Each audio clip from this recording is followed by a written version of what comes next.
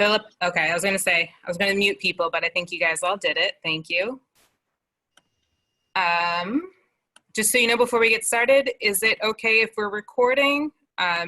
For educational purposes, we want to be able to share this with people afterwards.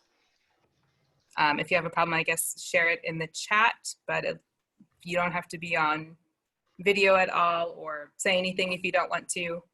And I'll kind of explain how the panel is going to go, like via question and answers afterwards. But real quick, does anybody have a problem with recording? Excellent. Okay, so I will get started. Just a brief introduction to the panel.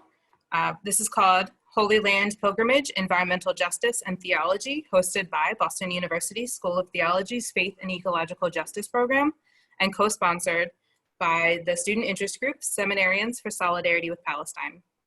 This panel will explore issues of water and environmental justice through examining how U.S. evangelical theologies and the pilgrimage and tourism industries are complicit in human rights violations in the region. We will also explore theological and ethical responses rooted in environmental justice and Palestinian liberation theology for the Christian pilgrim who wishes to support a just peace in the region.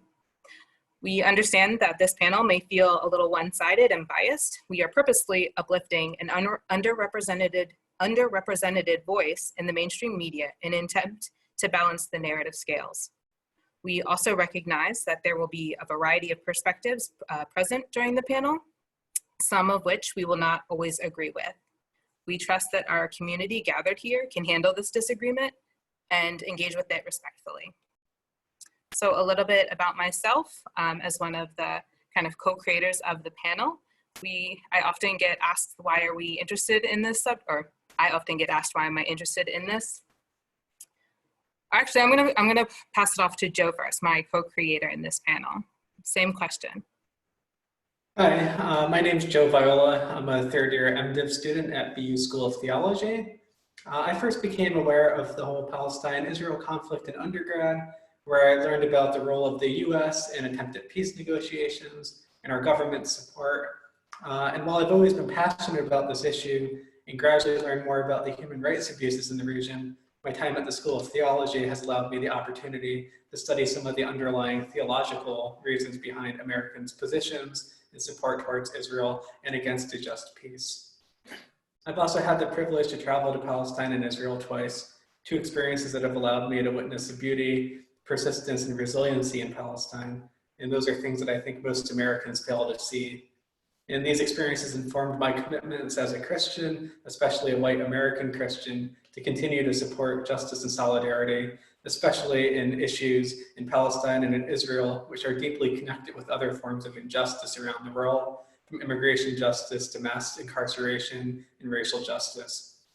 So I see it as an obligation and sort of a part of my vocation to be in conversation with my communities about these topics, which is why I wanted to try to bring this in this panel to the community. Thank you, Joe. My name is Lara Cassis DuFour. I'm also a third-year MDiv student here at the School of Theology. And why I'm interested is my time here at the School of Theology has taught me so much about a lot of underlying and systematic issues of injustice in our world. My time here, I better understand how these intersections of multiple isms, like racism, sexism, are often invisible forces of oppression that we must actively work to dismantle. And that is how I first came to take part in the Israel-Palestine Travel Seminar at the School of Theology in the spring of 2018. I wanted to learn more about the situation over there. For me, it was kind of hearing the other side, which would be the Israeli side. My family is from Palestine, and though I grew up with this very strong cultural Palestinian identity, I really lacked a deeper understanding of the history and the present day realities that the Palestinians are facing. So since I took that first trip, I focused the remainder of my academic career at the School of Theology, studying Palestinian social justice movements. And I've returned twice more, both times with Joe, once in connection with the social justice nonprofit organization Eyewitness Palestine, and more recently through a Boston University Springboard funding. to learn more about specifically environmental justice issues. My goal overall was to bring these issues, these environmental social justice issues, to the greater School of Theology community, to these students of faith who are committed to justice in efforts for everybody to reach a greater understanding. So thank you and welcome. I know a bunch of you kind of came as we were talking. So we just kind of did a brief introductions of who Joe and I were. We are the co-creators of this panel. So real quick, I'm going to just explain how we want this panel to function. So I am the main moderator. I'll be kind of guiding you through, introducing you to our panelists and whatnot.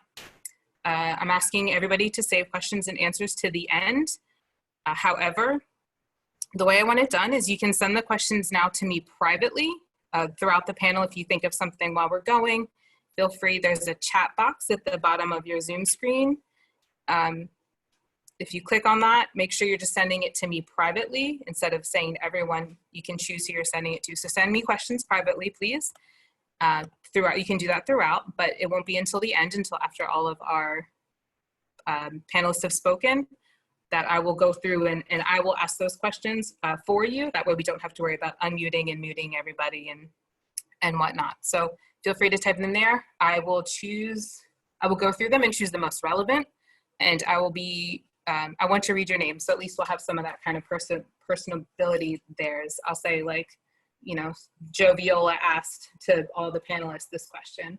So, you know, people can get an idea of who you are. So again, kind of on that same topic, as a reminder, so this panel is focusing on issues of environmental harm and Christian theological responses. So try to keep your questions focused on that. And again, I will choose the questions that I feel like address those first. Okay, so getting started now, I'm going to introduce our first panelist, Nidal Al-Azraq. He is a Palestinian refugee who was born and raised in Ida refugee camp in Bethlehem in the West Bank, Palestine. He earned his bachelor's degree with honors from Harvard Extension School, Dean's List Academic Achievement Award, and Derek Bach Public Service Prize. He is currently working as the executive director of OneFor3.org, a US-based organization that focuses on water, food, health, and environmental work in Palestinian refugee camps in the West Bank. He has been involved for over 15 years in working with young Palestinian refugees in refugee camps in the West Bank through human rights, empowerment, and political education projects. He is also on the board of Grassroots International. Nidal volunteered at Laji Center, a youth organization in Ida camp from 2001 to 2003, where he co-hosted a youth play and acted in the title role of a play performed in 3 cities in the West Bank. He went on to be the administrative director of Laji Center from 2003 to 2006, and he also worked on a documentary, Degrees of Incarceration, and published A Refugee's Childhood in the West Bank, co-authored with Amal Bishara in The Child, an encyclopedic companion, University of Chicago Press, 2009.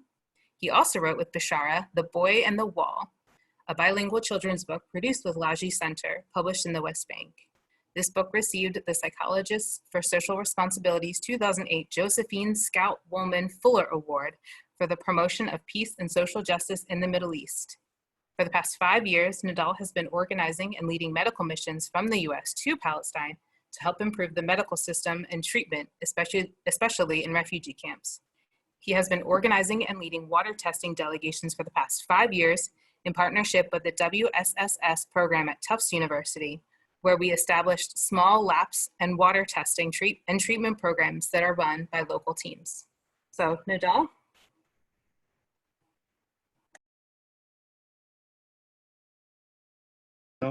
Yeah, thank you so much for this long and generous introduction. And thank you all for being here, and thank you for having me. I hope you and your loved ones are well in these difficult times. I'm going to share my screen to present you the PowerPoint, so hopefully the technology will work. Okay.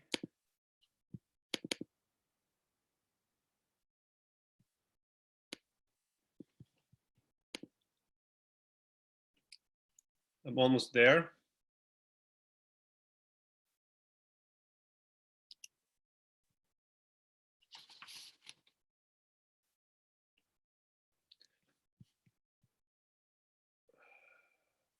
Sorry.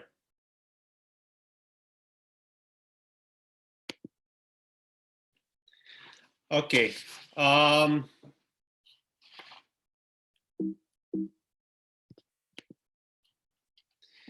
So I want to start with a quick introduction about the West Bank and Gaza, about Palestine. So since 1967, the Palestinian territories consist of two geographical areas: the West Bank, which includes East Jerusalem, part of the Dead Sea, and the Gaza Strip, and we have the Gaza Strip as well. But since that time, 1967, Israel has been systematically controlling all the natural resources, especially water, annexation of land, destroying the land for settlers, and to build settler roads as well. I should ignore the notes.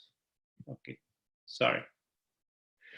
And which, and also, after, annexation of these lands and destroying them for the settlers and building settlements and settler roads, the process of annexation wall, which separates many farmers from their agricultural lands and moving many factories from Israel into the areas of the West Bank, which has a huge health impact on the Palestinians.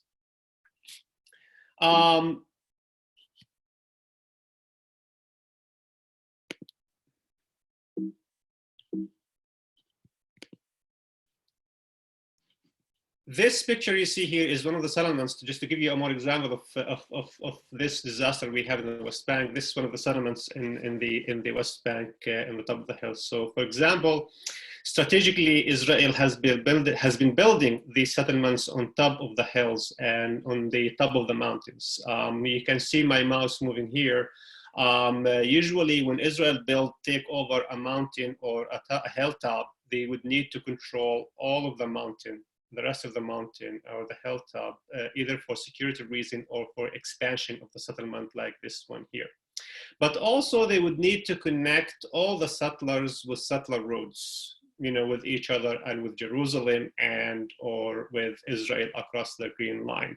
So this process has a huge impact on the environment and on the agricultural lands. For example, these roads you see between settlements in the West Bank, the land on the left and right of these roads are owned by Palestinians.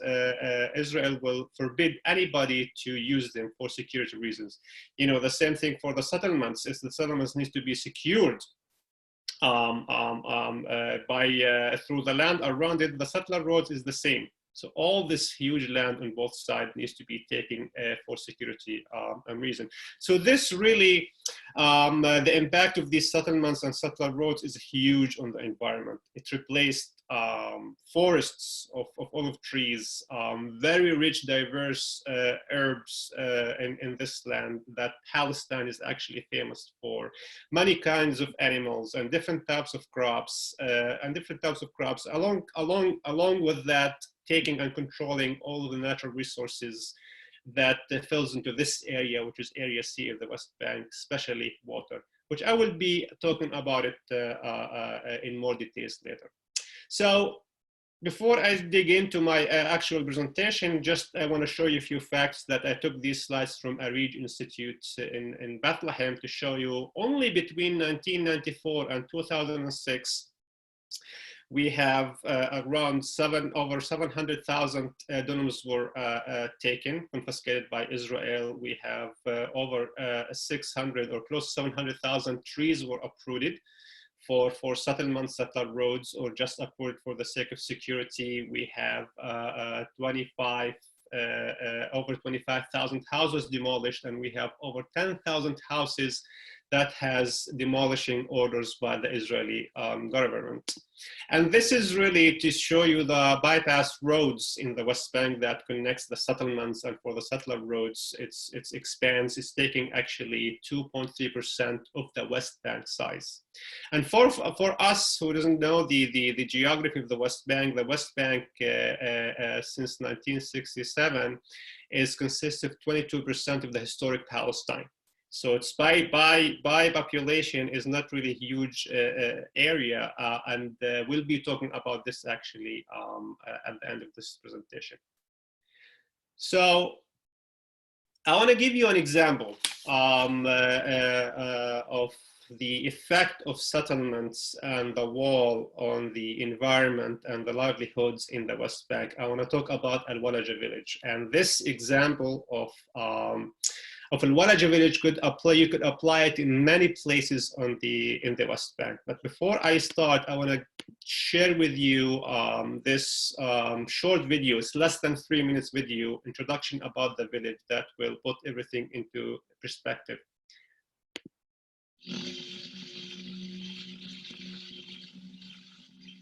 Al-Walaja is a Palestinian village of about 2,500 people, which now lies in the West Bank near Bethlehem. Before the State of Israel was created, Al-Walaja land extended over 18 square kilometers. 1,800 hectares of fertile land straddled the lush valley fed by many springs. In 1948, following the Israeli War of Independence, the people of Al-Walaja were forced to flee from the Israeli militias across the green line that became the border between Israel and the Jordanian-controlled West Bank. Al-Walaja now has only 6 square kilometers of land, having lost 2/3 of its original area to Israel. During the Six-Day War of 1967, Israel occupied the West Bank, and the people of Al-Walaja have lived under Israeli military occupation ever since. From 1969 onwards, Israel began building the settlements of Gilo and Har Gilo. These two settlements today have a combined population of over 40,000 Israeli settlers, and they have begun confiscating Al-Walaja land. In 2002, Israel began building the segregation barrier. Again, Israel has violated international law by building 85% of this on Palestinian land rather than on the Green Line. The barrier already cuts through part of Al-Walaja land. Since Israel occupied Al-Walaja, half of its land has fallen within the Jerusalem municipal boundary, whilst the other half, including people's homes, remains in the West Bank. West Bank Palestinians require a permit to travel into Jerusalem, so all the land north of the boundary is at risk. In the 1990s, the Oslo Agreement carved up the southern end of Al-Walaja into Area B, which includes only the built-up part of the village, and Area C, the agricultural land. Israel was given full control over Area C across the whole of the West Bank. And since Oslo, Israel has forbidden Palestinian construction or development in Area C, whilst expanding its own settlements. The future of Al-Walaja looks bleak. The people see that they will soon be squeezed into an area of only half a square kilometre, surrounded by the 22-foot-high concrete wall or electric fence, with no space for coming generations to develop. Many villages in the West Bank are suffering a similar fate to Al-Walaja. So, since the displacement of the village residents from their original home during the Nakba in 1948, about 100 villagers out of 1,800 resettled in this area here. So this, as you see in this picture, this is the old Al-Walaja area in 1948, where now is occupied by Israeli settlers. And where's the Handala statues here is where the refugees live in, from this mountain here to this mountain here. So after the war, actually, of the 1967, and after the Israeli government started reshaping the map of the West Bank, especially Jerusalem, and they took a significant part of Al-Walaja village.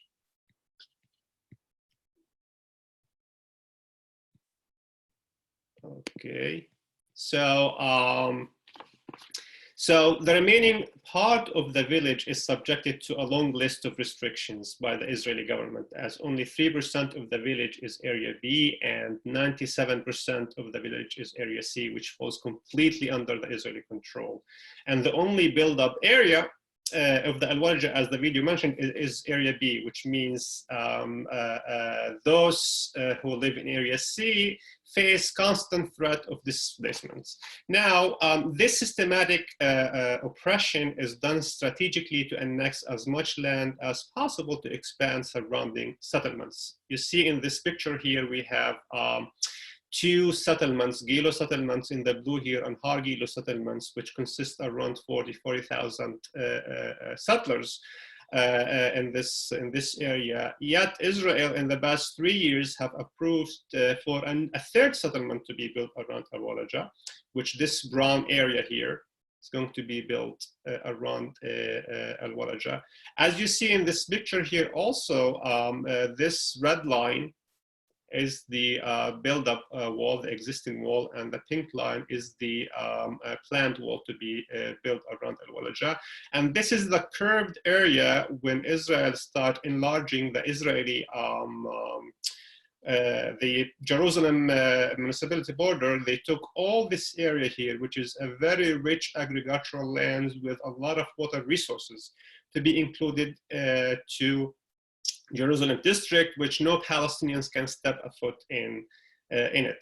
So, but all of this is showing us really a grim reality. So where the village is going to be surrounded completely by an 8-meter concrete wall with a gate exactly here. And this gate is going to be controlled by an Israeli military checkpoints. Now, based on, if you look at the last map, I forgot to include it here, of the deal of the century that Trump and Netanyahu proposed, it shows this area there's going to be a tunnel from Al-Walaja village to Beit Jala city, which is part of Bethlehem. Because the settlers, they want the road for themselves, and they want Palestinians to commute between Al-Walaja and the Bethlehem through a tunnel, because they don't want to share these roads with the Palestinians. So this is another system of oppression that the Palestinian is looking for while Israel is implementing the deal of the century.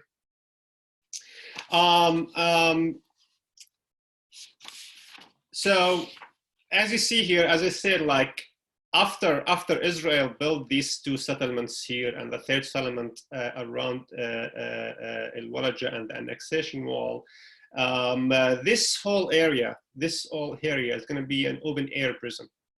The area between actually this red line and the black line here and the pink line.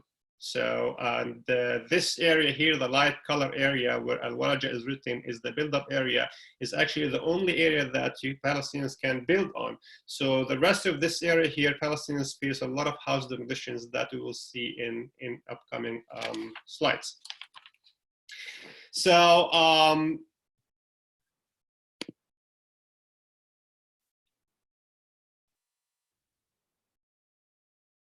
these facts also, I took them from a REACH organization that shows us a lot of facts to where the boundary of Jerusalem is being moved and how much dunums are being taken by these expansions of the boundary of Jerusalem. And to be true, like the most affected area by these boundaries is Al-Walaja village and the surrounding villages there.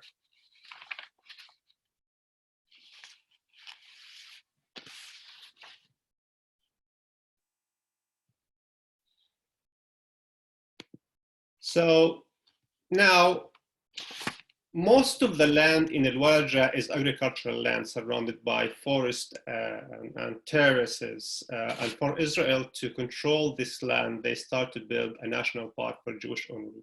And they call it the Raphaim Metropolitan Park. This park here, actually, I was doing some research a couple of years ago when they start planning this this park across the Green Line and on the Walaja land. So I asked one of the planners, I was with a group of internationals, I asked one of the planners, what kind of a logic you're doing here, taking all this land from the Palestinian Walaja and you're building a park only for Jewish use? And he told me, well, now this is part of Jerusalem, and actually that is now part of Israel, and based on our, he stated exactly like this, based on our faith and our greater Israel, this should be only for Jewish use. And I tried to go back to this area later on, and I couldn't, because they start adding more security and army in this area, not only to prevent the people from Walaja to go there, but to prevent the people from Bethlehem area to enter that this area here. So by the end this park will have taken 5,700 dunams of the agricultural lands that owned by the people of Al-Walaja. So the way they built the wall and the settlements around Al-Walaja, in Al-Walaja and around that area, which we have done a lot of work to document that, and there's a lot of documentations as well, especially for the village of Wad Fukin and Al-Walaja, they use a lot of dynamite and explosive to open path for the wall or crack these mountains, rocky mountains for the settlements. And as a result, a lot of springs and underground waters leaks and cracks and leaks deeper under the ground. And Wad Fukin village that falls between two major settlements, Bitar and Sur Hadassah settlements, not far from Al-Walaja, have suffered the highest consequences of these dynamites, where 80% of its underground springs and wells have cracked and they lost the water from there. So when Israel also built the wall, they not only built an 8-meter concrete wall, in many areas of the West Bank, they build this canal, sometimes in one side, sometimes in both sides of the wall, to redirect the rainwater into their boundaries. They're not only restricting the movement, but also they redirecting the rainwater and the rainfall to take it into their territories inside the Green Line into Israel. Now I want to talk about the theft of water in the West Bank. You know, Al-Walaja village is very rich in water. You know, it has a lot of springs. It has one of the oldest and most ancient springs, Ain al-Haniya. It has a lot of aquifers. Actually, Ain al-Haniya sits exactly here, yeah. And one of the first steps that Israel did before they built the issue to build the settlements and the national park, they confiscated the Ain al-Haniya spring. And the way they did it, the checkpoints that leads to Jerusalem from Al-Walaja was here. So they moved the checkpoints to 2.5 kilometers to here, that they can stop not only Al-Walaja people from coming and enjoying this spring, to stop all the residents of Bethlehem or anyone to come and enjoy this natural place, which is the spring of Ain al-Haniya. And as a result of that, the last time I was there, I talked to the settlers, actually. I was with a group of internationals and students from Tufts University. We were establishing actually a water lab in Al-Walaja. So we went to Al-Haniya and I talked to the security guards and to the settlers and told them, what's going on, guys? You turned this place into a really nice place, but only for Jewish use. And they said, well, this water is holy water and needs to be used only by Jewish. So they start taking gallons of this water and they use it for like baptism and to give baths for newborn babies and all of these mythical things and claims that provided to take over this ancient spring of Al-Walaja. Of course, Israel as a government, if they believe it or not, they adopted this narrative and they took over the Ain al-Haniya, and from there they really re-established all of what you have seen now, from a settlements to a national park to confiscating all this land, etc., etc. Now, if you go there, if you have an American passport or a Jerusalem ID, you can go through Jerusalem to this area here. It's so beautiful. Freshwater springs, picnic areas, tables, national parks, but unfortunately it's for only Jewish use. Now, and here's the big puzzles that I have been working with a group of scientists and water rights activists have been working on to solve this problem for Al-Walaja. As I told you, Al-Walaja has a lot of water resources. So what Israel did is they built a pumping station exactly here. And they installed a lot of pipes, and they took all of the underground water of Al-Walaja, all of it, 100%. And they took 80% for Israel, and they pumped 20% to the Palestinian Water Authority in Bethlehem. So whenever Israel pumped the 20%, the water authority in Bethlehem, they pumped the water back to the people of Al-Walaja, yet through a pipe system that goes through the Hargi law settlement. So, but before the 20% arrives to Al-Walaja, the settlers take between 7 to 10% of that 20% that goes to Al-Walaja. So Al-Walaja people end up with less than 15% of their own water. So for them to drink and use their own water for whatever left from the agricultural land, their water has to travel to Israel, all the way to Bethlehem, all the way pumped back to them, and they have to buy it with a higher price than what the settlers are paying for. So this policy has resulted to push a lot of farmers to really,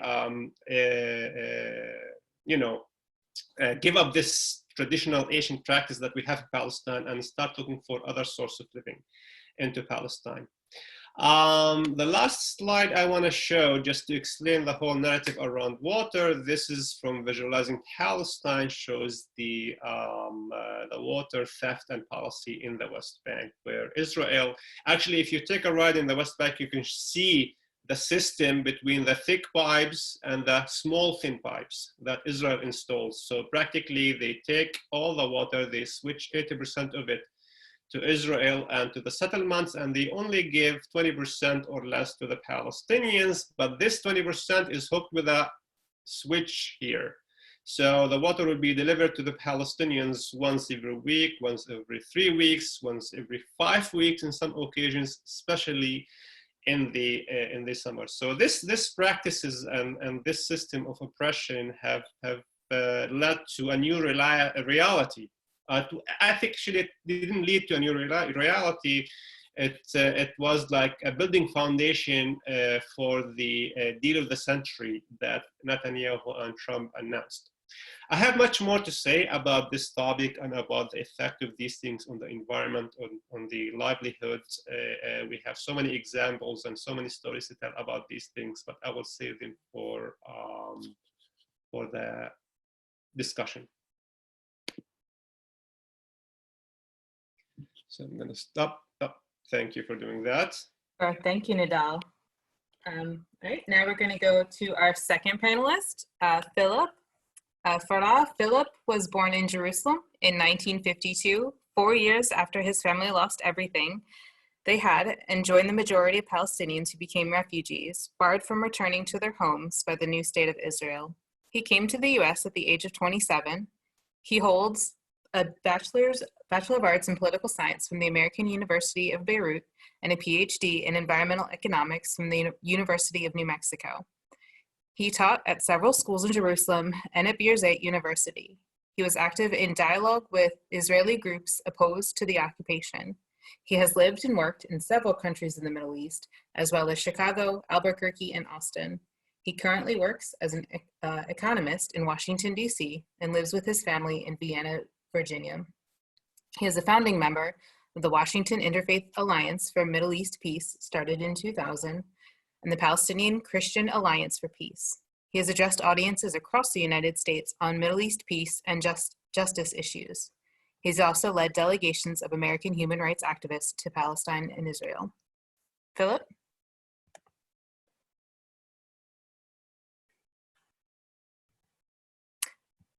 Are you unmuted, Philip?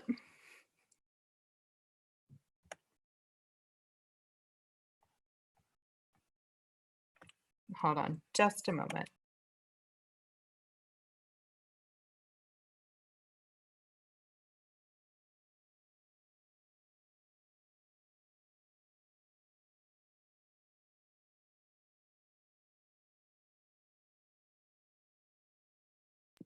We can't hear you, Philip. Yeah, you seem to be unmuted, but we can't hear you anymore.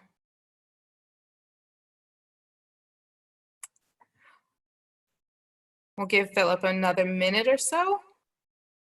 And if you can't work things out, then we'll jump to our third panelist and come back to Philip. Thank you for waiting and being patient. While we all try to figure out this new technology. Can you hear me now? Yes, go ahead, Philip. Okay, Yep. I'm so sorry. I had trouble because I was trying to share my screen and I'm a newcomer to this. That is okay. Assalamu alaikum, everybody, and thank you so much for coming. And thank you, Laura and Joe and Professor Copeland for sponsoring this. Yes, also thank you, Nidal, for an excellent presentation. I'm going to share my screen.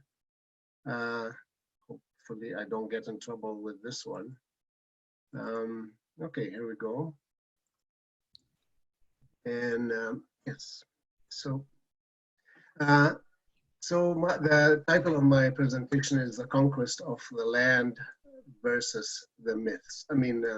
Yes, I'm going to talk about tourism and the environment in Palestine, starting with the conquest of the land versus the myths.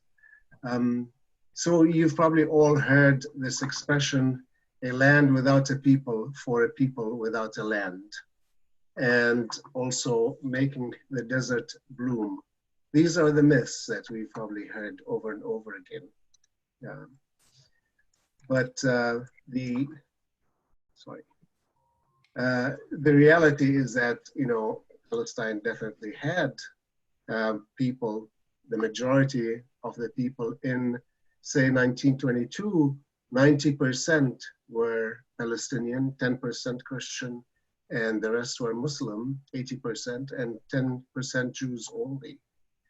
And Palestinians owned by the vast majority of the land.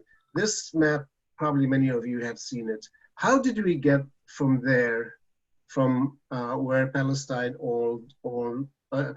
owned all the green areas to on the left to the present situation? And how did we go from Palestinians being the vast majority to now being half of the population in historical Palestine? In 1948, what the Palestinians called a Nakba, this happened actually through ethnic cleansing and through destruction of Palestinian villages, over 400, and many Palestinian urban neighborhoods. But now it is more subtle. It is through the means that Nidal has just explained, the strangulation, the economic strangulation and the confiscation of land, slowly taking away the land from the people. I'm going to start with the olive tree because the olive tree is such a strong symbol of all of this, really, in some ways. The Palestinians have an incredible attachment to the olive tree, and to them it is really a symbol of Palestine. I'm going to talk a little bit about how Palestinians value that and how the Israelis have been destroying these beautiful plants and beautiful plantations in the process of conquering the land. And basically a slower type of ethnic cleansing of the Palestinians. Here's a quotation from the Holy Quran about the olive tree. It's much more beautiful in Arabic, but this is the translation. It is he who sends down rain from the sky, and we produce thereby the growth of all things. We produce from it gardens and grapevines and olives and pomegranates, similar yet varied.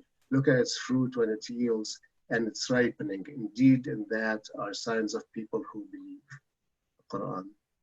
Also in Judaism and Christianity, you have this veneration of the olive tree, but this is the reality of how the settlers all over Palestine, certainly in Al-Walaja, and certainly in Wadi Fuqi and the villages that Nidal mentioned, face so frequently. By the way, almost all of my sources are from mainstream American media. And very similar to 1948, the Western media actually was telling, to some extent, the story. The West could have learned what was happening,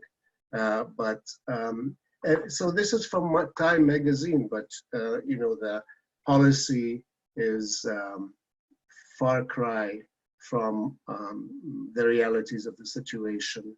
And of course, the media always gives a slant and a justification for what Israel does. So this is the whole idea, you know, the conquest of the land started with Jewish colonists in the late part of the 19th century, actually. It was a group called Hovevei Zion, the lovers of Zion. But I'm trying to kind of convey the contrast between how they treat the land that they supposedly love and its fruits versus how much the Palestinians value the land and the trees. So these are quotations from an article in Time magazine. 800,000 Palestinian olive trees have been destroyed since '67. There are so many cases of settlers destroying olive groves, and some of you who have visited with Eyewitness Palestine or other groups that really tell you the story of what's going on may have visited the Tent of Nations of the Nassar family. It is surrounded by illegal settlements, illegal colonies, really. And they lost 1,500 olive trees in one go. And the Israelis never really investigate these attacks by the settlers. And the leadership, this is days after Benjamin Netanyahu campaign promise on September 10 of last year to formally annex the Jordan Valley. The Israeli civil administration issued an order to uproot hundreds of olive trees owned by Palestinians in the Jordan Valley right before a planned harvest. And the olive trees are really not just symbolically important for the Palestinians, but for many families, they are a very important part of the economy. But all of this is really just a symbol of the strangulation, the economic strangulation through many, many means of the pauperization of the Palestinians, whereby, you know, in the past it was outright massacres and ethnic cleansing, and today it is more subtle but and more slow moving, but actually effectively. In fact, Israeli Knesset member Shulamit Aloni called it a slow genocide.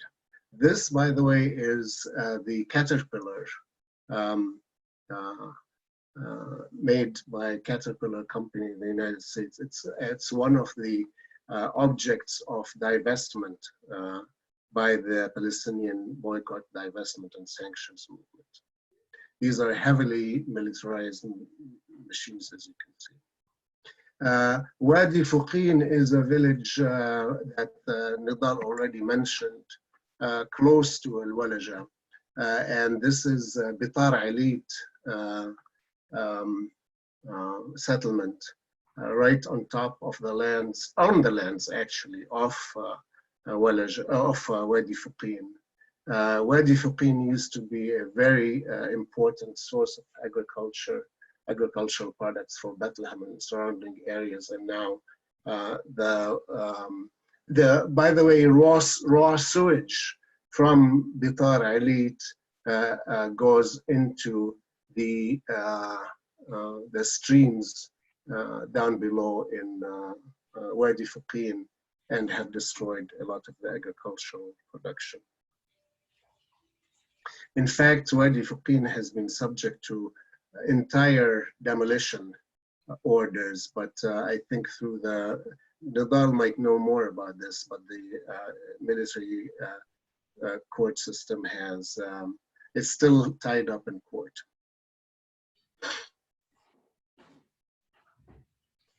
And another thing really important, you know, through all kinds of means, actually this is a something that is happening all over the world. I'm just going to read it. The occupation has, just like many powers in the world, including the Mexican government, for example, in Chiapas, played a very big role in transforming Palestinian agriculture from being an autonomous system based on soil and sun to one that is very much based on chemical imports and hybrid seeds. Farmers who can, but also then farmers who can produce their own food and make their own seeds represent a threat to any hegemonic power that wants to control a population. This is happening all over the world, but in Palestine, in India, in Central America, Monsanto seeds, which are designed in order to be tolerant to fertilizer and pesticides that are very detrimental to the environment and very injurious to the environment. And cannot survive without these pesticides, are taking over and destroying indigenous agriculture all over the world. In Palestine, it is aggravated by the fact that there are severe commercial restrictions on Palestinian products. Severe, everything that is exported has to be exported through Israeli ports and through Israel, and there are all kinds of taxes and other impediments. And that again is a process of pauperization and marginalization, strangulation of the economy. Then there is the fact that the environmental controls in Palestine have not changed since the Jordanian regime in 1967, when, you know, environmental controls were not as, in most countries, were not as advanced as they are now. Whereas in Israel, there are environmental controls. So all the settlers have a big incentive to create polluting industries that can, how do you call it, subvert, you know, they're not subject to the Israeli pollution controls, environmental controls. So the West Bank has become really a dumping ground for waste products from Israel, and also for extremely damaging hazardous wastes from the settlements themselves. And there are lots of international companies. In fact, when Joe and Laura and I visited last year, we visited one of these settlements and saw how many international companies are there, and they produce things without hardly any environmental controls. And by the way, all of this information is from an Israeli source, from B'Tselem, a human rights Israeli organization. These are some pictures of the kind of pollution of streams. This is Al-Matwa spring. And this is all over the West Bank. One of the worst settlements is near Nablus. One of the worst industrial zones of an illegal Israeli settlement is near Nablus. This is an infamous source of pollution. And you can see the wall, the apartheid wall, and how on the other side, you know, the pollution is all coming into the Palestinian side from Israel proper, or yeah. Again, Nidal spoke at length about the exploitation of water and land, of course, and, you know, both go together, and the Palestinians are deprived of both. Slowly, the Israelis are taken over, and the settlers. It's particularly bad in Jericho, where they're in the Jericho area in the Jordan Valley, which is now under threat of annexation after the U.S. position on, after, Trump's decision, the Trump administration. So in the Jordan Valley, the Palestinian, which is a very rich agricultural area, you know, Palestinians literally have to in some villages have to rely on jerry cans on collecting water in jerry cans from springs in order to satisfy their daily needs, whereas the Israelis have these lush, the Israeli settlers, illegal settlers, have these lush swimming pools, and they grow alfalfa for their horses, and evaporation rates are incredible, and while the Palestinians are deprived of water. Gaza, by the way, I mean, is a particularly horrible situation for all kinds of reasons. The siege that has been going on for over a decade now is preventing the Gaza municipality from treating wastewater. Israel controls fuel supplies and is, for example, the waste treatment facility in Gaza, I think, operates only 4 hours a day. Salination plants built by the European Union are deprived of desalination. I mean, desalination units are deprived of fuel, and so their operations are strictly curtailed. By the way, glad to see you all safe in these days of COVID. You know, the Gazans, so many people in Gaza have said, oh, now the rest of the world understands what it is to be in quarantine. And we've been experiencing this for such a long time. And the situation in Gaza is very, could turn into a disaster if the siege continues to deprive Gaza of the essential needs at hand. I don't know, I need a prompt here about time. Laura, how much more time do I have? You've got plenty of time. You have about 10 minutes. Okay, so going back to the issue of pilgrimages, which is the second part of my topic, there's such a huge irony in how, you know, pilgrims and tourists see the Holy Land. You know, the irony is that they come to worship where Christianity started and where Jesus walked. And, you know, Jesus lived and walked under a brutal regime of Roman occupation, which prosecuted him and crucified him. His pain and suffering is the basis of Christianity's message of sacrifice and redemption. But most pilgrims and tourists go through a land full of these signs of brutal occupation, but fail to see the plight of the Palestinians and connect it to their faith. Of course, there are exceptions, which I'm also going to talk about. This is another thing that Laura and Joe and I saw on our last visit.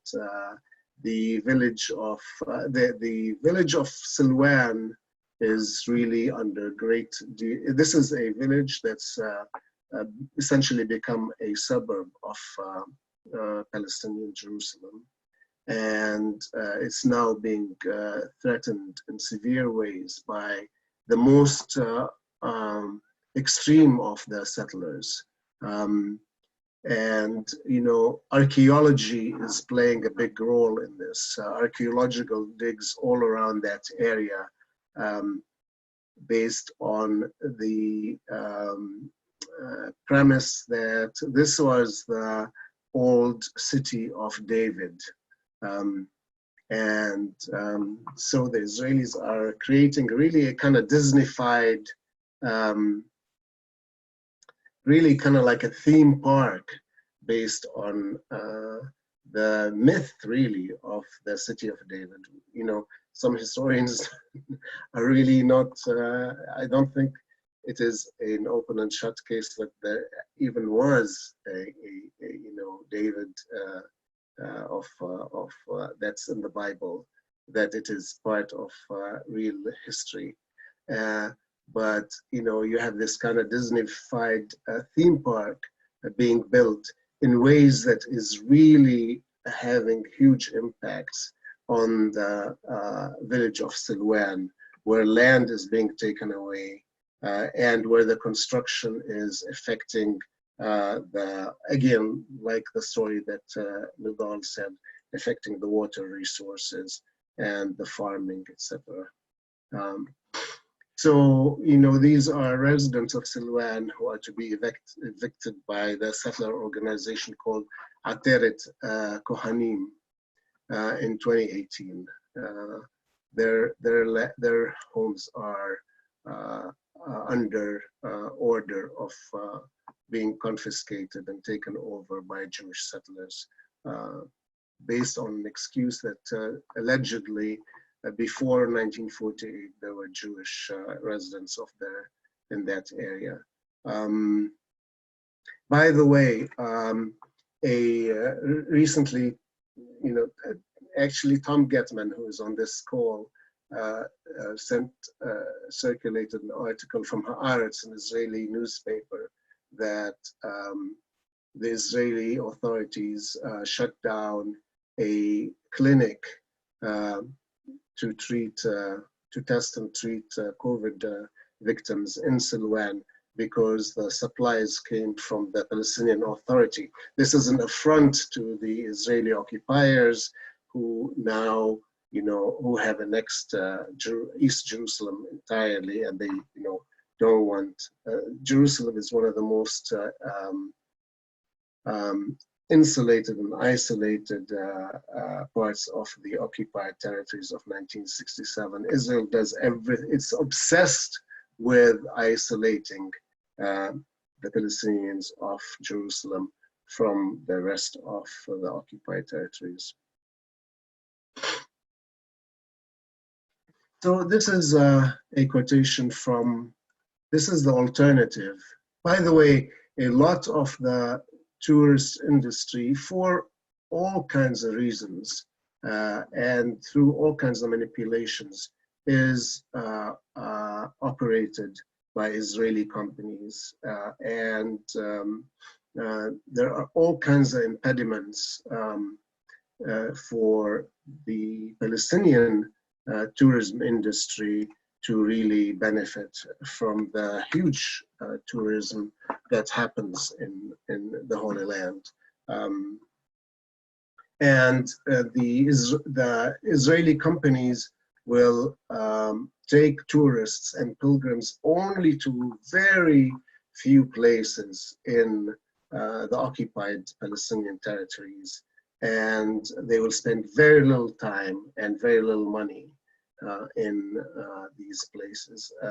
Palestinians really get the crumbs of the economic benefits of tourism. But there are many groups, and I'm going to mention some of them later, who are doing alternative tourism. And in fact, some of you, including Tom Getman, for example, also on this call, leads groups of pilgrims on pilgrimages to Palestine, but they, as opposed to the picture I painted, they really do visit with the living stones, the Palestinians, and learn about their plight. Kairos Palestine is a Christian liberation theology group, and I'm going to read this quote from the Palestine Kairos document, which I highly, highly recommend. If you just Google Kairos Palestine, many of you probably are familiar with this. It's a tremendous piece of information about the real situation in Palestine. In order to understand our reality, we say to the churches, come and see. We will fulfill our role to make known to you the truth of our reality, receiving you as pilgrims coming to us to pray, carrying a message of peace, love, and reconciliation. You will know the facts and the people of this land, Palestinians and Israelis alike. At the same time, we call on you to say a word of truth and take a position of truth with regard to Israel's occupation of Palestinian land. This is from Kairos, Palestine. And Kairos, Palestine, by the way, they endorse the Palestinian civil society call for boycott, divestment, and sanctions. To me, this is consistent. Some of you may be familiar with Dietrich Bonhoeffer, who is a great German theologian who was killed by the Nazis for his opposition to the Nazi regime, who said, "We are not to simply bandage the wounds of victims beneath the wheels of injustice. We are to drive a spoke into the wheel itself." And that is what Kairos Palestine and many Palestinian solidarity groups, I'm going to mention some of them now, call for. Here are some of the groups, that are alternatives to traditional tourism. On the US side, you have groups like Eyewitness Palestine. Many of you are familiar with this. Then there are many denominational groups like United Methodist Kairos Response, a Methodist group which answers the Palestinian Liberation Theology call, the call of the Palestinian Christian Theology group. Episcopal Peace Fellowship, Israel-Palestine Mission Network, the Mennonite Palestine-Israel Network, Mennonite Palestine-Israel Network, Menopin, the United Church of Christ Palestine-Israel Network. All of these groups organize tours that are much more meaningful, where you really learn much more of the story. In Palestine itself, there are a number of groups, and I have listed some of them here. And they welcome visitors and pilgrims and really give you the story of the living stones, which really mirrors in many ways the story of the faith that Christians and Jews and Muslims, the messages in these holy books. So I urge you, and my group, of course, the Palestinian Christian Alliance for Peace, if you are interested in more information, please contact me. Laura and Joe will be happy to give you my contact information. Thank you. Thank you, Philip. A couple of things in response to what Philip was saying, specifically with Silwan. I know Nidal talked a lot about water, justice, and access issues. And when Joe and I visited Jerusalem this past March, we met with a British anthropologist there studying water connections, and specifically within Silwan. And one thing that was really interesting that she had mentioned was how the residents there really had a connection to the local springs and found them as kind of holy sites in and of themselves, and very kind of personable, and how that was being threatened now. Like Philip was saying, their way of life and their connection to these water springs are now being threatened because of the continual annexation of land. So thank you very much for that, Philip. And again, I know some of you kind of came in late, so I just want to reiterate before we go to our last panelist. There will be questions and answers following Joe's presentation. So if you would please, you can start sending them in now. If you direct message me through the chat, I will go through them and I will read your name first and present them to the panel. And then I'll ask your question for you. That way we don't have to play around with muting and unmuting. And feel free, when I do say your name, if you want to put on your video to kind of make it a little more personable, that's up to you. Reminder too, we are being recorded, so no pressure to do that if you do not feel comfortable. All right, so going on to our third panelist, Joe Viola is a third-year Master's of Divinity student here at Boston University School of Theology, and he is a part of the Faith and Ecological program. At BU, he co-founded Seminarians for Solidarity with Palestine, along with me, and is an e-board member of the Theology, a student group dedicated to the intersections of theology and ecology. He graduated from Clark University with a bachelor's in U.S. history, where he was involved in campus interfaith dialogue, human rights advocacy, and environmental justice activism. He has worked with several organizations focused on interfaith programming in the greater Boston area. Take it away, Joe. Thank you very much, Laura, and thank you, Nidal and Philip. I initially was not planning to be on this panel, but as things happen and schedules, I'm very grateful to have this opportunity to talk a little bit about Christian Zionism and pilgrimage. So I'll start off by first sharing my screen.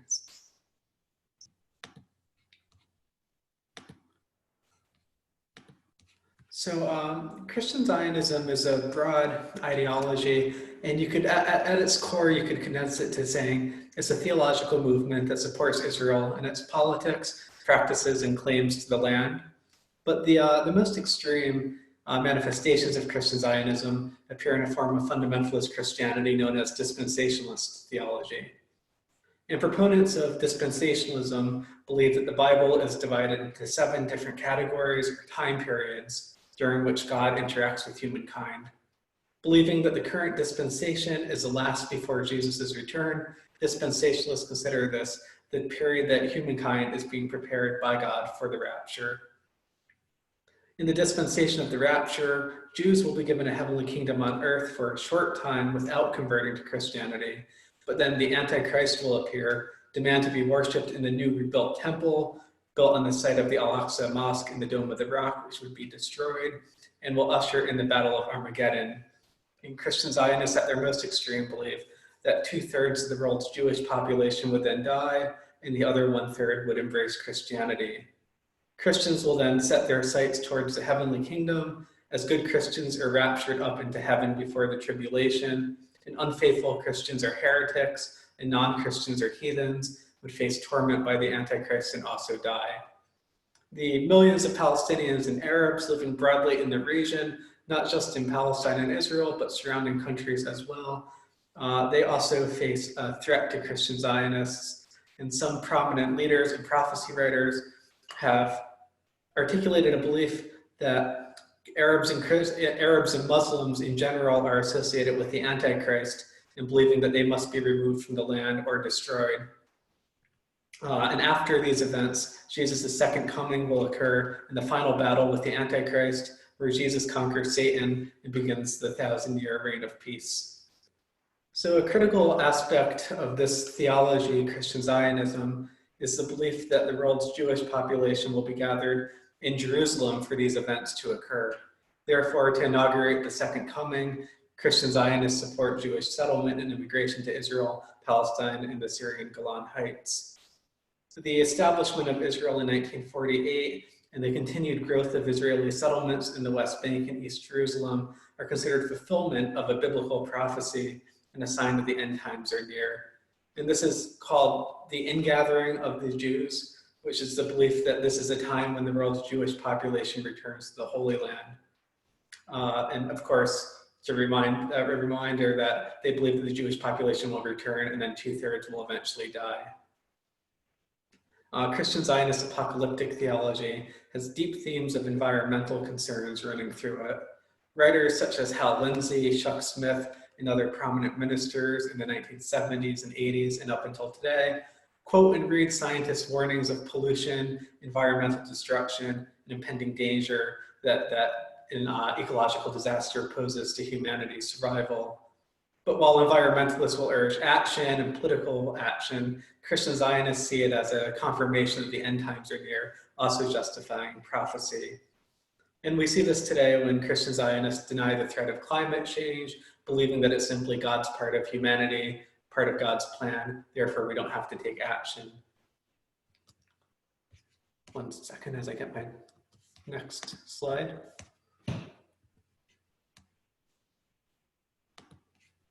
Sorry, just having some technical problems with the slideshow.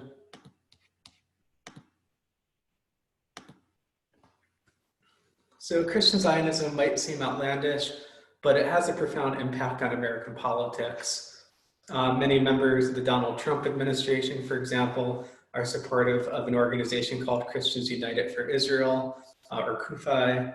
Most notably is Vice President Mike Pence and Secretary of State Mike Pompeo.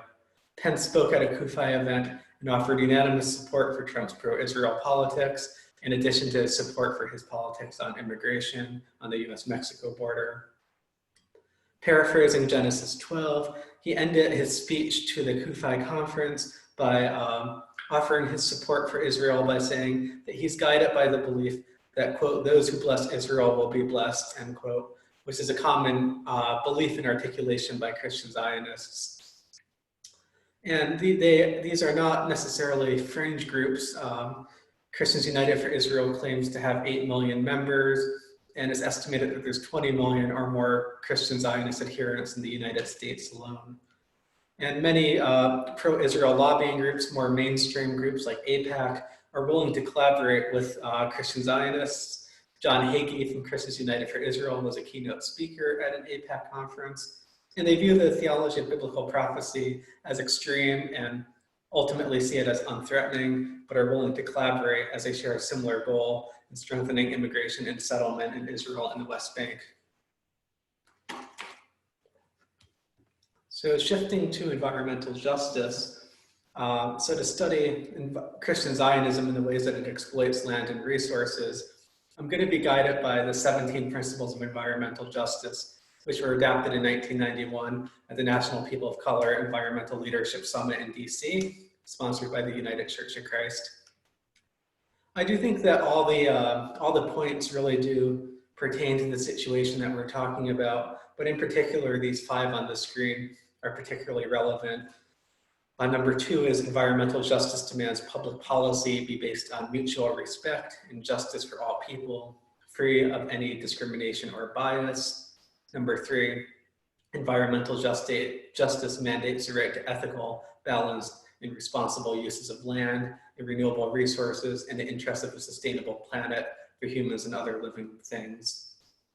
Number 5 is the affirmation of the fundamental right to political, economic, cultural, and environmental self-determination of all peoples.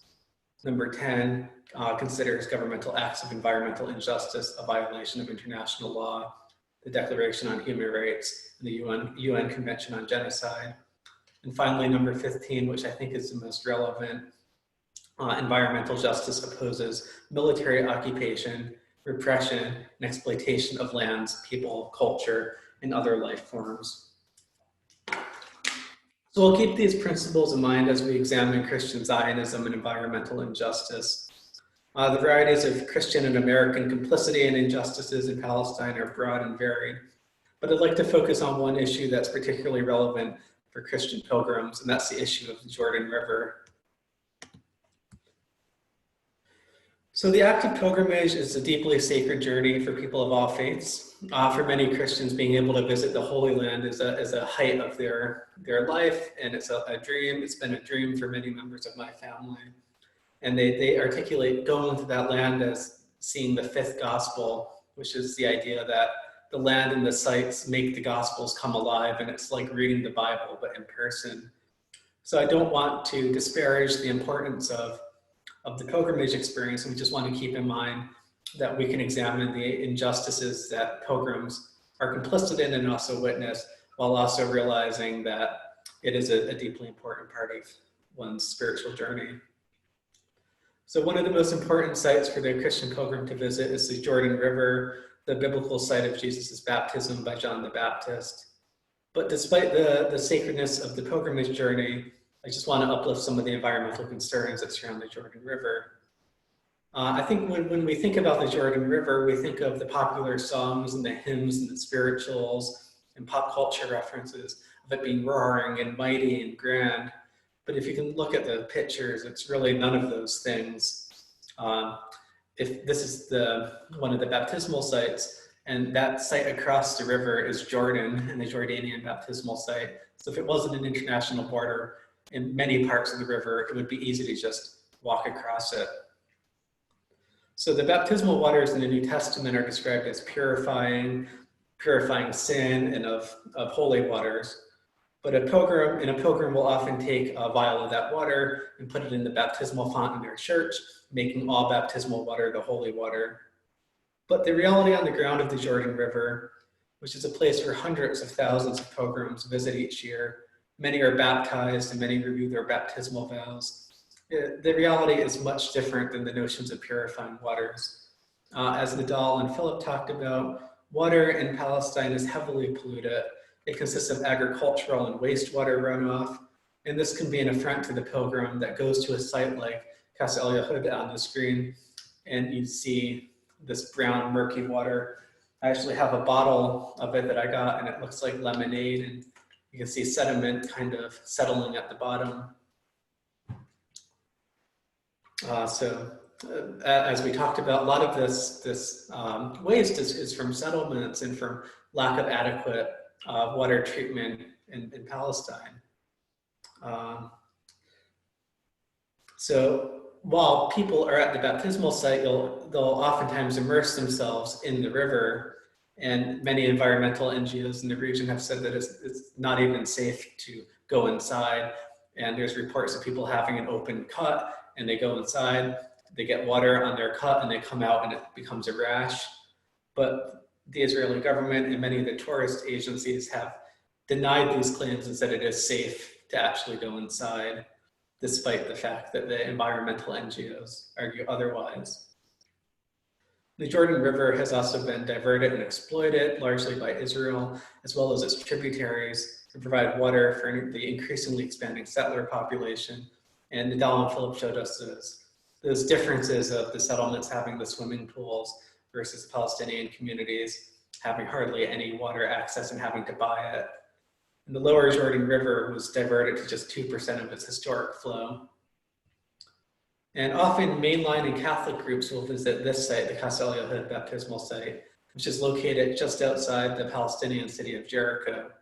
And this is considered the traditional baptismal site, and the one across the river is also considered by Jordanians to be the traditional baptismal site. The Jordanian site is called Bethany Beyond the Jordan. So I don't want to go into any details about which one is authentic or talk about biblical record and whether any of them are even authentic. That's not my interest, because nevertheless, these sites have been an important part of Christianity, and especially for the Christians in Palestine and Jordan, and along with Christian pilgrims that have been coming for hundreds of years to these sites. This site was closed after the Six-Day War in 1967, which was when Israel occupied Palestine and the Palestinian territories. So the site was closed up until 1980, and then access was granted by the Israeli government to a few church groups, but it was not yet open to the public. And it began to be refurbished by the Israeli government in 2000, eventually reopened in 2011 for pilgrims. And if you look on the right, that picture is a live minefield. And Laura and I got to visit this site last month, and just yards away from where the pilgrims go to be baptized, there's a gazebo for picnics.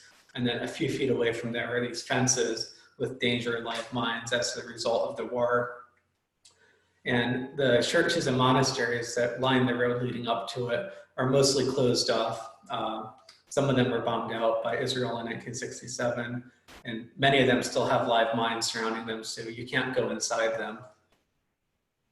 So if a pilgrim does opt to be baptized here, they face the hazards of the pollution in the lower Jordan River. A lot of this pollution comes from the sewage, as we talked about, and the saline flows diverted from Lake Tiberias, and the agricultural runoff. So given the site's closure in the 1960s, the Yardenit baptismal site was opened by Israel in the 1980s, I think 1982. And it's important to note that this is also along the Jordan River, but it's not a historical site in the Christian faith. There's no biblical record of the Yardenit site. It does not have any significance for local Christian communities as a sacred site. But it does have an interesting history itself, because it's located on a kibbutz Kinneret, I believe it's pronounced, and that was one of the earliest and most prominent agricultural kibbutzim, founded in 1913. And it's also considered the home of Israel's modern water irrigation system. The aqueducts funded by the Zionist movement in the early 1930s were not able to supply the region's growing population of settlers, so irrigation projects became an imperative. And Israel's national water carrier, the predecessor of that, was founded at this site in 1937. And that, of course, continues to require Palestinian communities to buy water from Israel, even if that is their ancestral homeland. So it's important to consider the history of this site, especially because the kibbutz that it's on articulates a belief in socialism and feminism and equality at its founding mission, but ultimately it exploited the natural resources of the region and continues to exploit them. So we can see how this violates some of the principles of environmental justice, especially the opposition of military occupation, repression and exploitation of land, the fundamental right to political, economic, cultural, and environmental self-determination, and the governmental acts of environmental justice violating international law. And another important part to note about the Yardenit, if you look at the map in the center, the Yardenit is the top site, and that's about 70 miles north upstream from the traditional baptismal sites in Palestine and Jordan. Again, it has no historic connection to any Christian church or denomination, but Torah agencies will often describe it as a spot where Jesus was baptized. And some Torah agencies I've seen online advertising their services will say that this is the third holiest site in Christianity, is the Yardenit baptismal site. And the site was not chosen arbitrarily. Its location allows it to receive diverted water from Lake Tiberias, and that's water that's much cleaner and much more pure than the pilgrims will experience in the lower Jordan Valley. And just to compare, you can see the water at the Qasr al-Yahud site and then the Jordanian site compared to the Yardenit. It's much more, it looks like what you might imagine the baptismal site to look like. So the Christian pilgrimage will experience baptism in water that masks the reality of what's happening with the Jordan River, and believing that the sacrament that they're participating in is occurring in the untouched waters that is a continuation of Jesus's time. So again, I don't want to go into details about authenticity and whether or not the biblical record is accurate or not, but just considering this recent history of the Yardenit, its location requires us to ask whether pilgrimage to the site is ethical and how visiting it supports environmental injustice, both in that history I outlined, but also in the current status of the Jordan. It's also an ethical question related to economics. That's the fact that the Yardenit is heavily commercialized.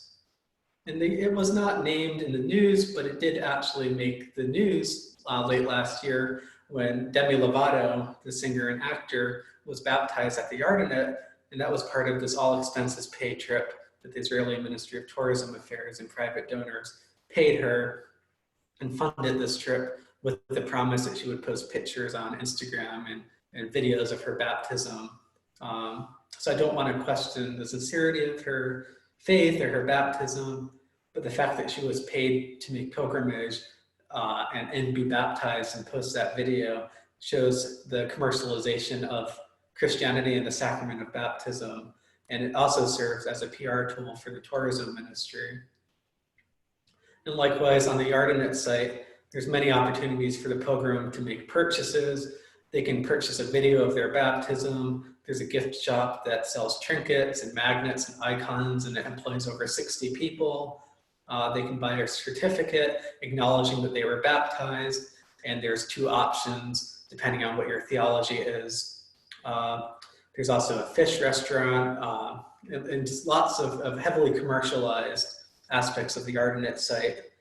And tourism scholars have pointed out that this was a way to make money, but even more importantly, the way that it was conceived was designed to be in a way that would be comfortable for American Christians, especially evangelical Christian Zionist pilgrims, many of whom worship in evangelical mega churches. So the Yardenit has tiered arena style seating. They have Christian rock concerts. So it's very heavily Americanized, and it does not seem out of place to the Christian who worships in a church that will have a restaurant and a cafe and maybe a store and an arena-style seating. So even though it's Israeli-run and state support it and it's on an Israeli kibbutz, it's also deeply American and reflects trends of Christianity in the United States. It's the most popular spot for Christian Zionist pilgrims, while other Christians in recent years have begun to return to the traditional sites. And I think Philip really went into this in a lot more depth, but looking at what Christians see and what they don't see, by having this site that's outside of the West Bank and outside of Palestinian communities, it does allow Christian Zionists to go on pilgrimage and never actually meet Palestinian Christians or Muslims that live in the area. So they're able to go to the Yardenit and then go see the Sea of Galilee, Lake Tiberias, and they're not actually interacting with any indigenous Christians that live in the area.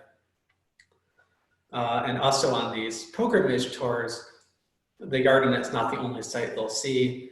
They'll sometimes even skip Bethlehem, the birthplace of Jesus. They'll visit with military officials instead, Israeli military officials.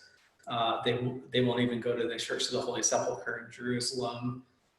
So the pilgrimage industry really thrives on having the Yardenit because it's able to keep the economic activity within Israel itself rather than in the Palestinian territories. And as Philip mentioned, that this does harm the tourism industry in Palestine, where there is the potential to have pilgrims come and meet Palestinian communities, but so many of these pilgrimages simply just won't visit these communities. In addition to the militarization of the tourism industry, there were 15 military orders declared since 1967 by Israel related just to tourism. And these military orders prevent licensing, they increase licensing requirements for Palestinian tour guides, and they make it extremely difficult to have a thriving Palestinian tourism industry. And meanwhile, Israeli touristic ventures will receive tax reductions, loans, and grants, and especially American-owned companies as well, Airbnb, Expedia, Bookings.com. A lot of these sites that a lot of us use to plan vacations are directly profiting. So it's not, I want to emphasize that so much of this is American companies that are profiting through this occupation. So these sites will advertise lodging and settlements that, as we discussed, have all these vast injustices against Palestinians. So the Yardenit and the tourism and the failure of visiting Palestinian communities has this measurable economic impact, and the Palestinian communities that are already under economic strangulation and under facing numerous injustices from the occupation just are not able to offer the same boutique accommodations and pristine sites as Israel and the American companies are able to provide. So I want to acknowledge that the decision to be baptized or to visit the Jordan River is immensely personal, and it's an important aspect of many people's spiritual lives. But I do think that the visitors and the pilgrims that do go have to wrestle with that decision to be baptized, because they're being baptized in waters that are polluted and colonized and privatized, and then consider that financial implication and that financial complicity by supporting the occupation through those choices. So I want to conclude by just offering suggestions and invite folks to consider ways that you might wish to support environmental justice and resist Christian Zionism. So a pilgrim might travel on one of the Justice Center tours that Philip mentioned, like through the United Methodist Kairos Response or Eyewitness Palestine, and that will allow them to support on-the-ground activists in local communities that are resisting these injustices. And I think that these experiences, and I speak for myself personally here as somebody that had the opportunity to visit with a lot of these grassroots organizations, that they force you to kind of rethink how you view your faith and how you view the sacrament of baptism. And you can take that belief back home with you to your home communities, just like you might take some of the water home with you to your home community and your church. So for example, there's liturgies of baptism that are being altered and released by denominations. The Episcopal Church added an additional baptismal promise to the vows, saying, "Will you cherish the wondrous works of God and protect the beauty and integrity of all creation?" So the integration of environmental justice awareness into liturgy might be able to be a bridge to have conversations how they can support water justice and environmental justice, both in the Jordan River, but also here in the United States. And rather than envisioning baptism as this personal, private practice that's only as a means to redeem sins, maybe we could view the sacrament as a catalyst for justice and solidarity and an embodiment of a religious commitment to living in community and pursuing justice. And to me, this stands in contrast to the Christian Zionist goal of domination, imperialism, and colonialism, which sees Palestinians as impediments to an end times theology and sees Jews as pawns in inaugurating Christ's return. So I do believe that for people of faith, especially, it's our duty and responsibility to resist the harm that has been committed in the name of Christianity. Thank you. Thank you, Joe. So now we have been receiving a few questions, so I'm going to read them out loud like I promised. And it seems like these first few are open to everyone. So any of you, the three of you can answer as you see fit. So Cliff Bennett asked if someone could speak to Israel's breeder reactor near Simona and how much water it uses. Also, the Israeli Air Force Base near Ramallah's F-35s with the ability to carry nuclear weapons is located near to Simona.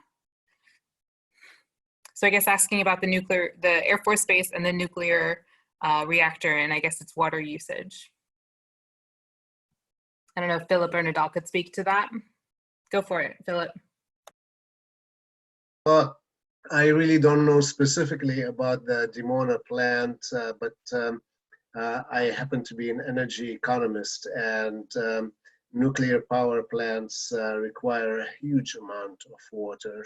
Now that is Dimona, it's called Dimona with a D as in David, is actually within Israel proper in the Negev desert. But in the Negev desert, we, again, recently, Laura, Joe and I last year visited a Bedouin community that has suffers from severe water shortages.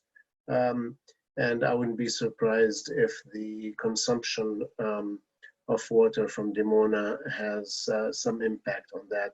Certainly it has some impact on Bedouin communities close by, Palestinian Bedouin communities.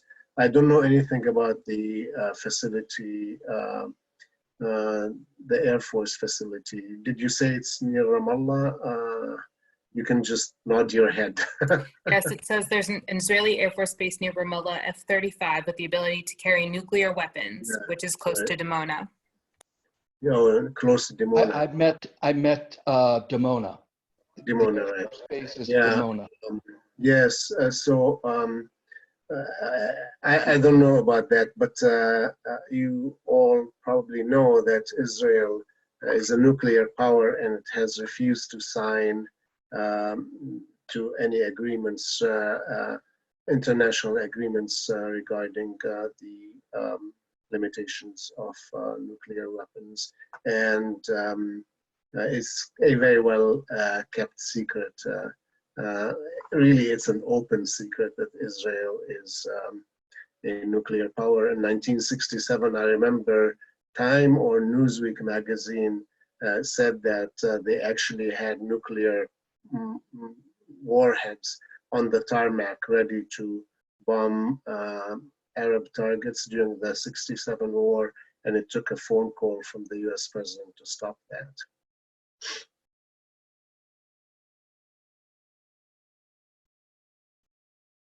Thank you, Philip. And thank you for the question. We have another one from Reverend Fahid Abukal.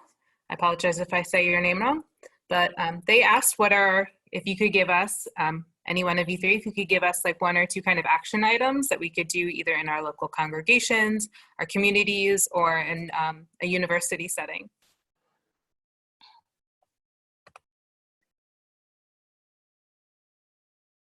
I'm sure Philip has a lot to say, but I would say to this question, you know, we live in a really difficult time in Palestine right now, especially during the Corona crisis. So we have a lot of areas that's been affected by that. For example, Bethlehem City, which heavily relies, its economy relies heavily on the tourism. It's been really shut down. The majority of Palestinians are workers relying on the hourly rate. So economically, the situation is really, really hard. So we could really do a lot of political pressure here in the US to start with releasing funds for the UNRWA. Because since the Corona crisis started in Palestine, the UNRWA wasn't able to do any help within the refugee camps in the West Bank due to their low budgets. But also to think of creative way on supporting Palestinian business owners in Palestine, Palestinian infrastructure in Palestine, because it's been really hit hard during this crisis. I want to put a plug in for Eyewitness Palestine, which I gave you a list of other groups. Most mainstream Protestant denominations have these Israel-Palestine networks, which lobby the church. They're not official denominational groups, but they lobby their churches for Palestinian solidarity, for Palestinian rights. And most of them so if you belong to any of these denominations, you can find out about the Palestine Israel network affiliated with your denomination, and they have great travel programs. But my very favorite is Eyewitness Palestine. I've co-led two of the delegations. They visit with Palestinian groups, and they see Palestinian sites that are amazing, and you know, people come back really psyched and continue to tell the story. But also, you know, support boycott, divestment, and sanctions. You know, answer the call of Palestinian civil society, picked up by groups like Jewish Voice for Peace. Jewish Voice for Peace is a tremendous source of information and action alerts, and FOSNA, which is also represented on this call. Hi, Jonathan. Sorry, I don't know your name, the other person. And yeah, their website is a wonderful website.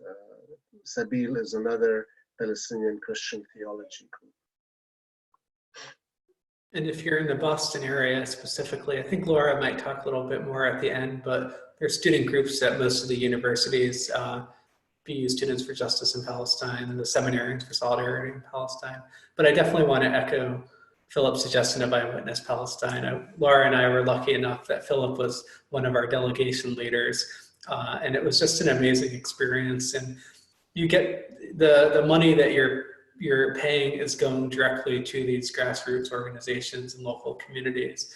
So if you're interested in traveling, you can still see these holy sites, but you're doing so in a way that's ethical, and you're learning a ton about ways that you can support Palestine.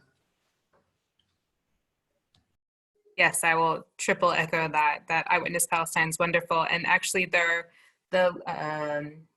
executive director, I believe is her title, Emily Siegel, was on the call with us earlier. She had to drop out a little bit ago, but as an update, she did say that they're still planning on doing delegations the end of this year, hopefully, but they're still planning on it, and then definitely next year in 2021.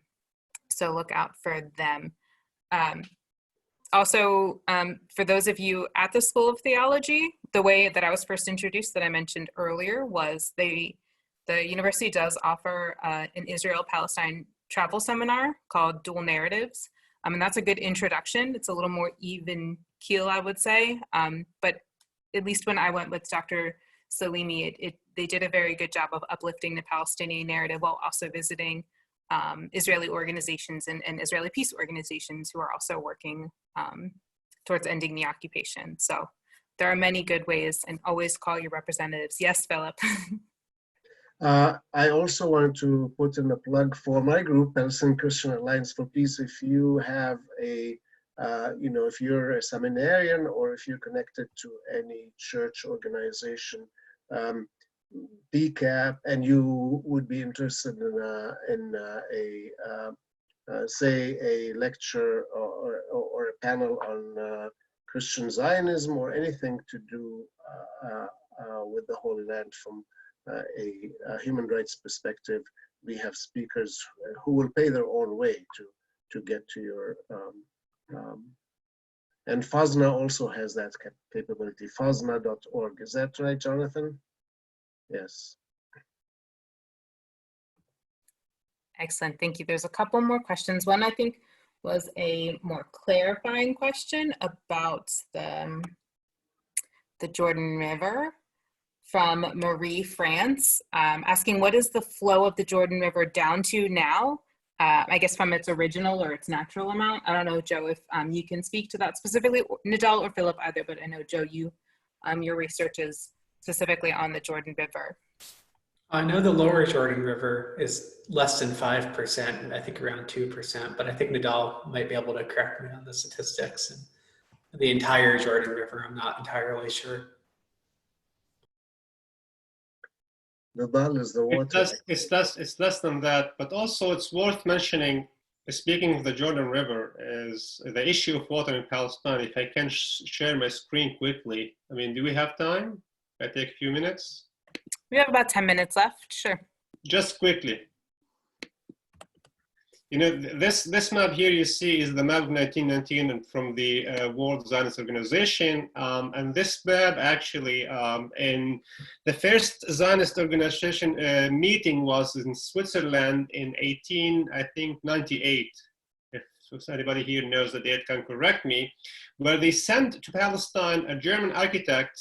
His name is Abraham Burkhardt, specifically to study all the water resources in Palestine and around Palestine. And speaking of the Jordan River, actually he had to go 25 kilometers into Syria to pick the source of the river, of the Jordan River, which starts from here, and 25 kilometers until he reached the Litani River in Lebanon.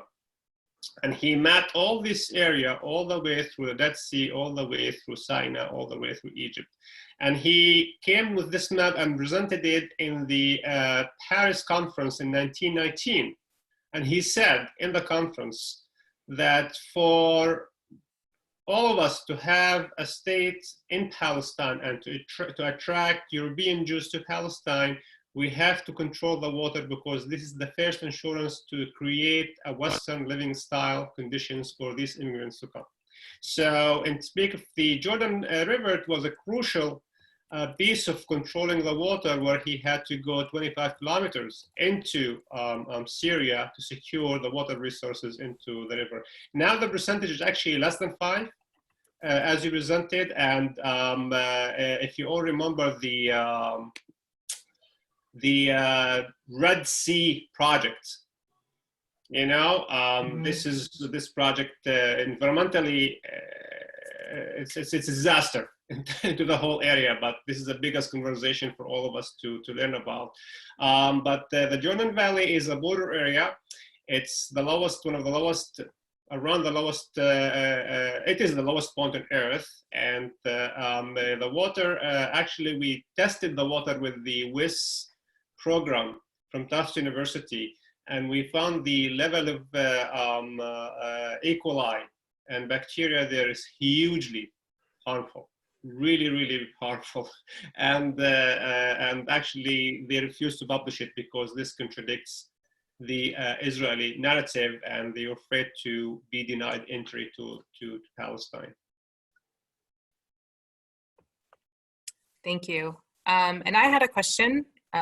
If it's, and for somebody, Steve France, not Marie France, he also wanted to point out there's the American Muslims for Palestine for Interfaith activities. It's another way to get involved. So thank you for uplifting that voice, Steve.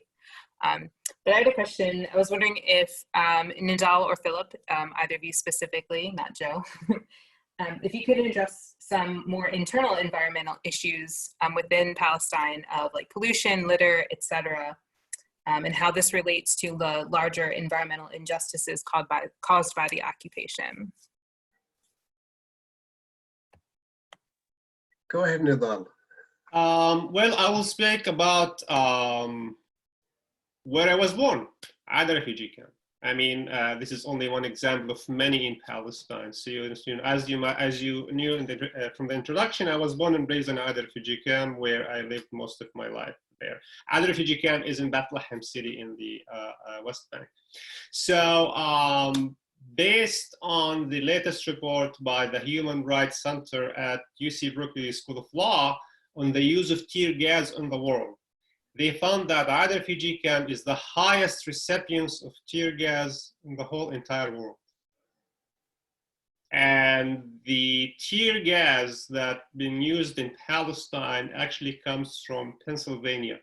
The factory of the tear gas that's been used against us is in Pennsylvania there. So all the tear gas canisters being thrown out of refugee camps stamped made in USA with the address of the factory on the canisters. So through our work on the environment and the water testing in Bethlehem with our partners there, we have done 2.5 years of testing on the soil, air, water in the refugee camp. And we found out that when the army comes to the camp, they threw 100 to 500 tear gas canisters in less than half an hour. This is why Ada camp is the highest recipients of tear gas in the world. So the problem with the tear gas is not only the smoke that comes from the tear gas canisters, is the powder that in the canisters that seeks into the soil, the streets, and the rooftops go into the water tanks, and goes into many of the rooftop gardens for vegetables that we build in a refugee camp. So they found out the level of pollution, the effect on health, and the effect on the psychological issues in a refugee camp from the tear gas is hugely damaging there, to the point where also, one of the disabled women in a refugee camp, they threw a lot of tear gas at some point. She couldn't run, and the windows were open in the summer, so she was suffocated and killed actually by the tear gas. So environmentally is really a huge issue in Palestine, the tear gas, but also the lack of water. The lack of water, one of the summers I was there doing the research, water wasn't delivered to the camp for over 71 days. And in this heat, it's pretty hot, dry summer there. The water pipes are metal, and much of the water tanks on the rooftops are metal. So will get rusted. And imagine in this heat, you open the water in these pipes and tanks, all of a sudden. A lot of types of bacteria and E. coli contaminations grow there. So we went to the Children's Hospital, Al-Caritas in Bethlehem, to study all the files of the sick children to find out that much of their sickness and illness, like diarrhea, stomach problems, is because of water in the camp, which contaminated because of the lack of the water, which Israel controls. So just two quick examples of the use of the heavy use of tear gas there, and the lack of water, how it affects both the environment but also the livelihood in the camp. Of course, I will leave it to Philip and others to talk about, you name it, from the factories that come from Israel to the West Bank, to the sewage, to etc. Gaza is also a terrible situation because the blockade on Gaza, Israel hides behind something called dual use items that Israel does not allow into the Gaza Strip.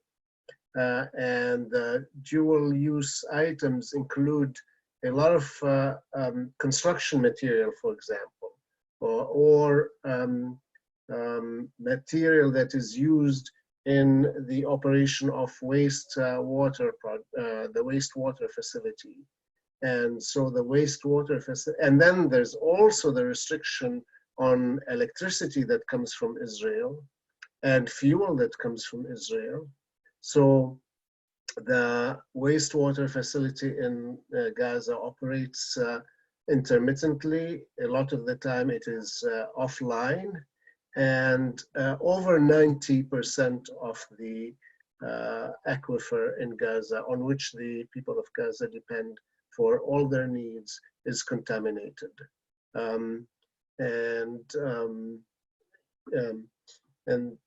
And so, you know, I mean, you have blue babies being born in Gaza all the time. Gazans are very, very aware. Gazan parents are very aware that the water that their children drink is really a slow poison, but there's not very much they can do about it. And of course, also the aquifer was heavily depleted when there were settlements in Gaza. And I'm not really sure, maybe Nidal, you know, if Israel still draws on the aquifer below Gaza, but that causes saltwater protrusion into the aquifer, which compounds the problem. Well, it's a dual problem there in Gaza also, Philip. As you know, you have when they bombed during the wars of Gaza, they bombed the infrastructure and the sewage facility, treatment facility, which resulted into leaking sewers in the sea and into the water under the ground. So, and these bombings shook a lot of grounds in Gaza to let the salted water also leak into these aquifers within the Gaza Strip. So I usually don't talk about Gaza because I'm afraid that I am not an expert in Gaza. I'm afraid that to misquote things because Gaza is at the 10 times, the situation is 10 times worse than the West Bank. And I, as a Palestinian, say I wish I can shift more than 60% of the resources that go to the West Bank into Gaza because they need a lot of help there. Unfortunately, I cannot go to Gaza as a Palestinian. Maybe you as an international will have a higher chance to go to Gaza than me as a Palestinian to enter there. So Gaza is a special case humanitarily. Politically, the West Bank is way more dangerous for the political scene and the political future of the whole thing. So this is, maybe we'll have another webinar to talk about these two important cases, the humanitarian side and the political side within Gaza and the West Bank, which is a totally, not different, but similar topic, but much bigger to discuss.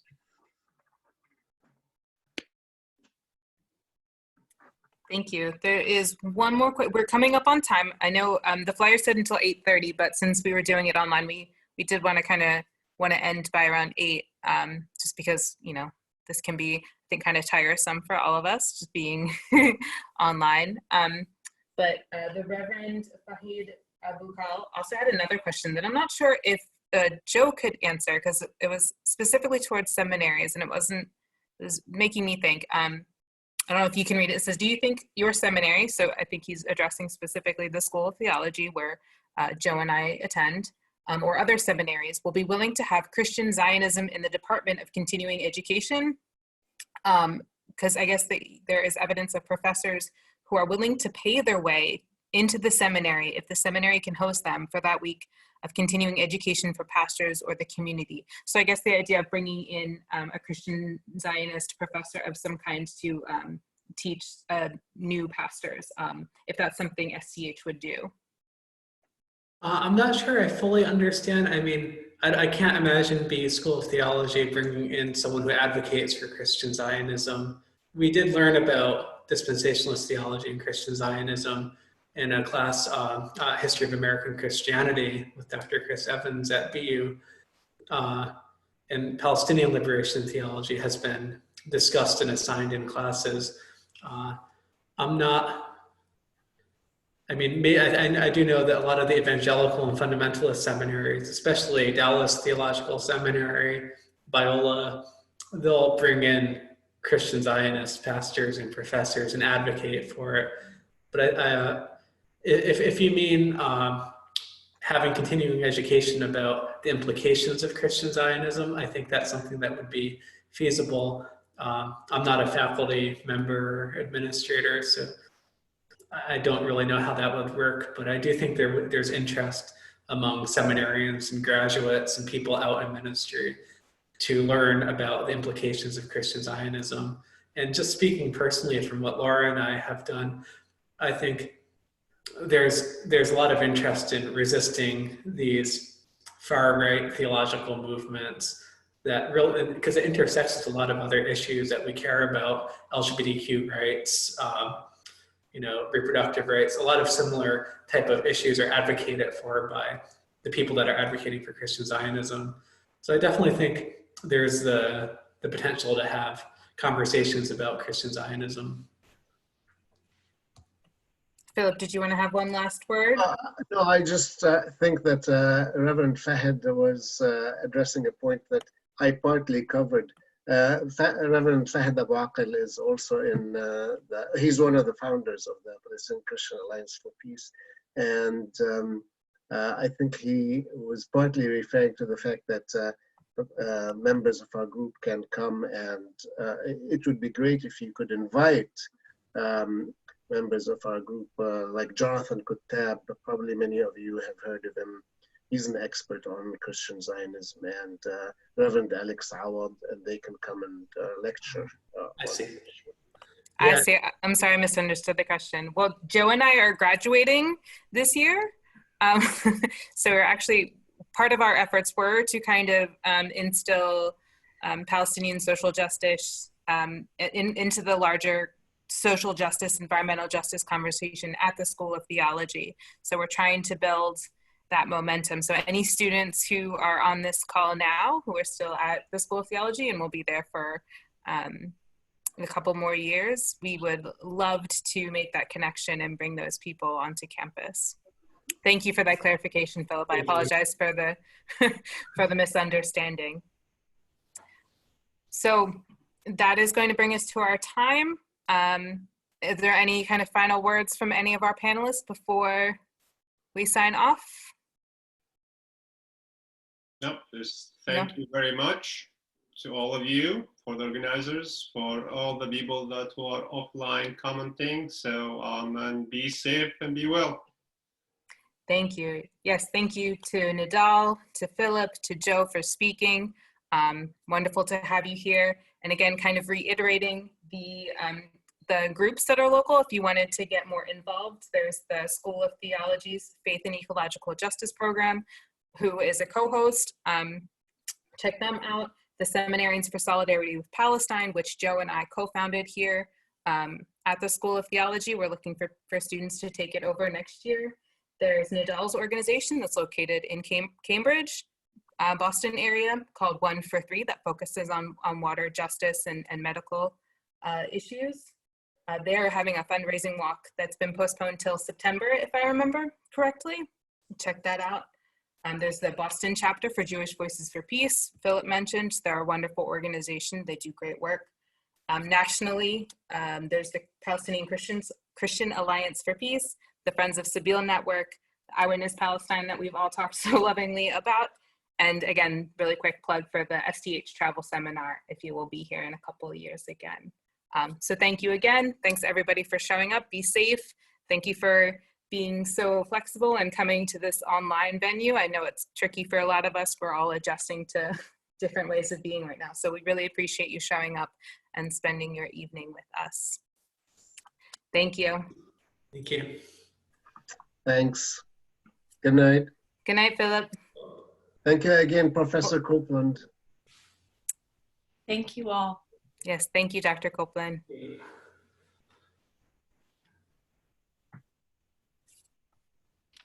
Thank you all. Thank you. Thank you.